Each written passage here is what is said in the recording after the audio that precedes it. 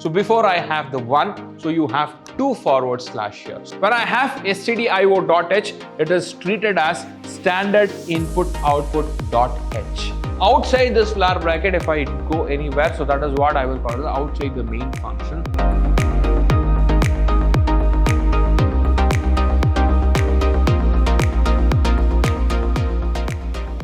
Hello everyone, I welcome all of you to the very important session. So hope you have seen all my previous sessions of control structures. My dear students, in that session I have explained in detail what exactly different types of if statements that we have. Along with that, I have also discussed what is switch case, and also I have explained so different types of loops. But now in this session, I would like to explain how exactly different types of if statements are working practically. Most of you would have not understood so how exactly these if statements are working. But now I am here with all of you, so I will execute the program for all of you and I will explain each and everything that I have in the program, so in detail. So this class, whatever I have for all of you, so you will never get it and you will not get anywhere. All right, so please make the best use of this, and whatever the theory session that I have discussed, so for the same theory session I will show you so practically how exactly those concepts are working here. So let's start without wasting much of your time. So guys, you all know that, so you have the first line. So what exactly this first line that I have in my program? So in this program I have given the forward slash, 2 forward slash in fact. So before I have the 1, so you have 2 forward slash here. So please observe. Why should I have this 2 forward slash? What exactly this line is all about? So this line, whatever the line that you have, so which starts with 2 forward slash and which ends with 2 forward slash will be treated as comment. What exactly this comment is all about? If you have any comment in your program, that will not be executed. So please understand that. Any comment that you have, so that will not be executed. That is for your reference. So fine, you understood this first line. What is the next 2 important lines? These 2 lines, even if you don't know anything, without knowingly, guys, even if you don't know anything, so please make sure that by closing your eyes, you will write these 2 lines. For all the programs, you should have these 2 lines. What exactly these 2 lines is, sir? Let me explain that. What is that I have here? Hash include stdio.h. What is stdio.h? When I have stdio.h, it is treated as standard input output.h. Standard input output.h, and the next one that I have is conio.h, that is console input output.h. What exactly console input output, standard input output? So these things, .h is an extension of the file that I have. Extension in the sense like, I call this as a header file. So the extension of this header file is .h. Why should I have this one, sir? What is the use of this, if you ask me? So please understand, I have used printf. How the computer will come to know, how the compiler will come to know, if I use printf in the sense, so I should print whatever I have within this double quotes. Whatever I have here, so please understand, whatever I have here, how the computer or the compiler will understand, it should print. So for that, I have defined it, what exactly printf is all about. So please understand, so we have defined this printf in the header files. So have you defined it, sir? No, I have not done it. So in the compiler, it's there in the library. All right. So that is what you need to remember. When you are using this in your program, you need to call it, you need to link it. So how do I do it? So you have to have these 2 lines to use this. That is the most important thing that you should remember. When I say console input output, so console in the sense display. So all the things which is related to the output is taken care by conio.h. So whenever you are using any predefined functions, so make sure that you have the header files. Without header files, it is very difficult. You cannot write the program. Maximum, you cannot write most of the programs. I feel that you cannot write any of the program. All right. So that is very, very important. So fine. So you know these two lines. The next thing that you have to understand is void main. When I have void main, what exactly void main is all about? So your program execution starts from here, from the main function. The execution of the program starts from the main function. That is what you should keep it in your mind.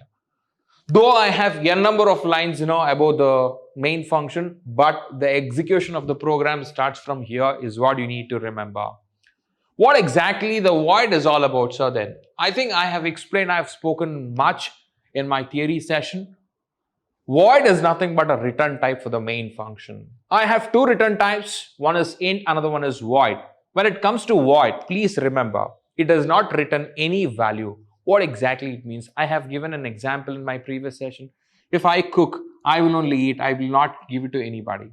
Okay? So if I'm having the food by myself, then I will call it as void. What is the meaning of it? This function will not return any value. This function will not return any value outside this function. What is the meaning of outside, sir? So please understand. So from here it starts. Okay? So here it ends. Is it? Please understand. It ends here. Okay? So this is what, this much is what I will call it as a inside the function of main. So this is what I will call it as a main function. Outside this flower bracket, if I go anywhere, so that is what I will call it as outside the main function. So I am not returning any value outside this function. So that's the reason I'm using void. Void in the sense it does not return any value. So fine, you understood why I'm using void, because I'm not returning any values. So fine, what is that I have here? I have int. Int in the sense what? So int is a data type. So I am creating a variable for this data type. So what is the variable that you have here? A. A is a type of int. What is that I have? A is a type of int. So A is a variable of type int. So that's what you need to remember. So why should I have a variable? To hold the value. What type of value? So integer value. So you are holding you're storing the integer value in this variable. That's what you need to remember. So fine, I understood how to create the variable. I have to create the variable to store the value. So how do I select the data type? Because what type of data that you are storing, so that type of data type you will create. So fine, you understood that. So after that, so please understand, I will be speaking in today's session different types of if statements. What exactly I'm speaking? Different types of if statements. You all know that we have 4 different types of if statements. The first one is simple if, the second one is if else, third one is nested if, and the last one is ladder if. Let me start and let me explain you the first one, that is simple if. You all know the syntax. The first thing that we will have is keyword if.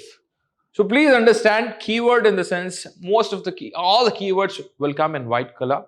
All right. So please understand. So I'm using if. Okay. So if is a keyword. So whenever you're using, so you should have the open parenthesis and close parenthesis. Whatever you have between this parenthesis, that is what I will call it as test condition. That is the condition that you are checking. Okay. So what is the condition that I have given? I have given A is greater than 5. Okay. So that is the condition that I have to check. What is that I have to check? A is greater than 5. If that is the case, if A is greater than 5, what is that I have to do? So that is what I have to define within this brackets. So open flower bracket, close flower bracket. So this space, whatever I have, okay. So in this space, if this condition is true, so this things will be executed. You got my point? So only if the condition is true, these things will be executed. Otherwise, it will not execute this. It will start executing this. You got my point? So suppose if this condition is true, at that time what will happen? It will execute this. After that, it will execute this statement. That's what you need to understand. Let me run this program and show you how exactly it happens. So let me run this. How do I run? So I will run by pressing Alt plus F9. So I don't have any errors. So this process, this step is what I will call as a compilation. I will press enter, then I will press Control plus F9. So please observe what is that I have. Guys, I have the previous output. So let me clear my previous output. So I have something called CLR SCR. All right, I have something called CLR SCR. So let me just type that for all of you, CLR SCR. So open flower bracket, open parenthesis and close parenthesis. Let me compile it again. Alt plus F9, no errors. Control plus F9. Why do I have that? So to erase the previous output, I use that function. So that's what you need to remember. All right. So what is the thing that you have? So A is greater than 5. So printing outside the block. So that's what you need to observe here. Okay. So I'll show you. Here I have given A is greater than 5. So this is printing. Okay. Why? Because A value is 10. So obviously condition is true. So that's why it is printing this. After that, it is printing this. Printing outside the block. This statement is also printed. All right. So that's what you need to understand when I was explaining my theory in my theory class. So after executing this, the rest of the statements, I used to write lines. So that is this line. Okay. That's what you need to remember. So let me show you what will happen if the condition is wrong. All right. So let me show you that also. All right. Let me change the A value. So I have greater than 5, right? So let me give 4. What will happen? Let's check. Okay. It's 4 now. Okay, so let me compile it, no errors. Let me run this program. So please understand. So printing outside the block, only this statement is executed. Observe the output. So what exactly is happening? So A is greater than 5. This is the condition it is checking. So A is 4. So here the condition fails. If this condition is failing, this part is not executed, is what you need to remember. This part, whatever I have, it's not executed. It's skipping this part.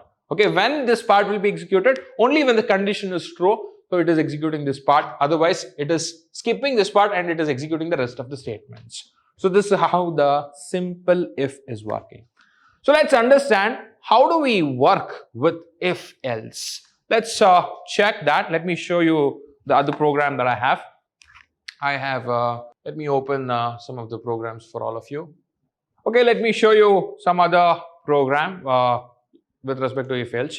So let me open that for all of you. All right, let me show you how we can modify here itself.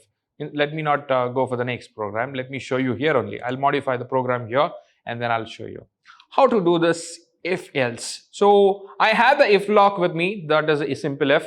Let me add the else block for this. So what should it do? Okay, when the condition fails, that's what we have to mention here. So printf, okay, within double quotes, whatever I give, so it will be printed as it is. So let me just print, let me show you, let me just type Kaushik, okay. So when will the Kaushik will be printed? So let me show you that. Okay, I have to close the flower brackets, that you all know, right? So, okay, so I have two blocks. One is if block, another one is else block. This block is what we call it as a true block. This will be executed if the condition is true. Suppose if the condition is false, this block will be executed. That's what you need to remember. So let me show you that. So if I run this program, I'll compile this. So I don't have any errors. So I'll just run this, control F9. So Kaushik printing outside the block. What is my output? It is printing Kaushik printing outside the block. So please observe. What is printing? It is printing this else part. Okay. And then after that, it is printing outside the block. So why exactly it is printing? So it is checking the condition. The condition is failing. Why it is failing? Because A value is 4. Here condition is A is greater than 5. That's why the condition is failing. So if the condition fails, so it will skip the if part and it will execute the else part. So this is true block. This is false block. If the condition is false, it will execute the false block. If the condition is true, it will execute this. Let me show you how to execute this. So let me change the A value for this. I have A value is 5. Let me make it as change. A is greater than 5, right? So let me make it as 10. Okay. Let me compile it for you. Enter. Press F9. So guys, you can just check here. Kaushik is not there here. That's what you need to observe. Okay. Kaushik is in the else part, right? That's what we are avoiding. You know, we are not printing it. We are getting, no, we are skipping that is what you need to observe here. So A is greater than 5 is what it is printing. So that is true block and then printing outside the block. That's what you need to observe here. This part is printing. It is skipping this part. So this is how if else is working. That's very important that you need to understand. So hope you understood two different types of if. So guys, let me sign off for the day. Thank you very much.